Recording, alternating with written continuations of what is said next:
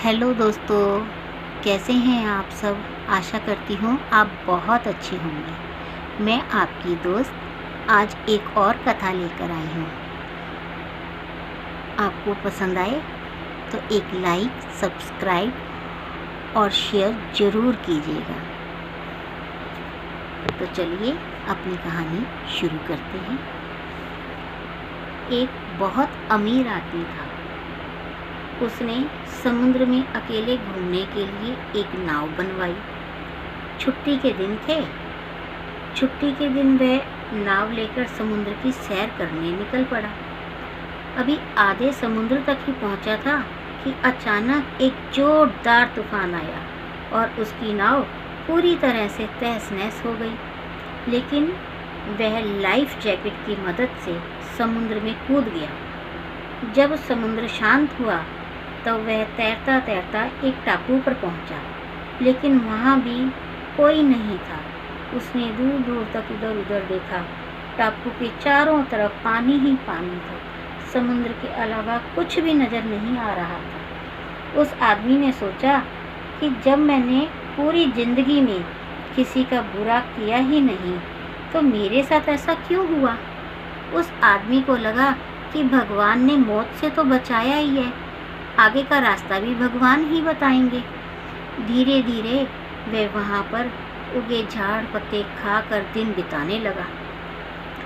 जब काफ़ी दिन बीत गए और उसको कोई बचाने नहीं आया तो धीरे धीरे उसकी श्रद्धा भी टूटने लगी। भगवान पर से उसका भरोसा, विश्वास उठ गया। उसको आगे की इस दुनिया में उसको लगा कि इस दुनिया में भगवान है ही नहीं। फिर उसने सोचा कि अब जब मुझे पूरी ज़िंदगी यहीं इसी टापू पर ही बितानी है तो क्यों ना एक झोंपड़ी बना लूँ।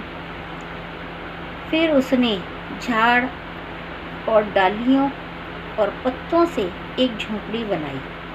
उसने मन ही मन कहा, आह कितनी सुंदर झोंपड़ी बनी है। चलो अच्छा है, आज से झोंपड़ी में सोने को मिलेगा। आज से मैं बाहर नहीं सोऊंगा। रात हुई ही थी कि अचानक मौसम बदला। बिजलियां जोर जोर से कड़कने लगी। तभी अचानक एक बिजली उस झोंपड़ी पे आ गिरी और झोंपड़ी धूं धूं करती हुई पूरी तरह से जलने लगी। यह देखकर वह आदमी टूट गया और आसमान की तरफ देखकर जोर से चिल्लाता हुआ, चीखता हुआ बोला कि तू भगवान नहीं, राक्षस है, राक्षस। तुझे जरा भी दया नहीं आती। तुझ पे दया जैसी कुछ है ही नहीं। तू बहुत ही क्रूर है। वह व्यक्ति हताश होकर सर पर हाथ रखकर जोर जोर से फूट फूट कर रोने लगा कि अचानक एक नाव टापू के पास आई। नाव से उतरकर दो आदमी बाहर आए और बोले कि हम तुम्हें बचाने आए हैं। दूर से ही इस वीरान टापू में जलता हुआ झोंपड़ा देखा तो लगा कि कोई इस टापू पर मुसीबत में है। अगर तुम अपनी झोंपड़ी नहीं जलाते तो हमें पता ही नहीं चलता कि टापू पर कोई है। उस आदमी की आंखों से आंसू बह निकले। उसने ईश्वर की तरफ देखा और माफ़ी मांगने लगा और बोला कि मुझे क्या पता था भगवान कि आपने मुझे बचाने के लिए ही मेरे झोंपड़े में आग लगाई है। तभी कहते हैं दोस्तों कि हम इंसान थोड़ी सी परेशानी आने पर भगवान को कोसने लगते हैं, किस्मत को कोसने लगते हैं। पर दोस्तों भगवान तो हमारा भला ही सोचते हैं ना। इसीलिए तो कहते हैं कि भगवान जो करता है अच्छे के लिए ही करता है। तो दोस्तों कहानी कैसी लगी?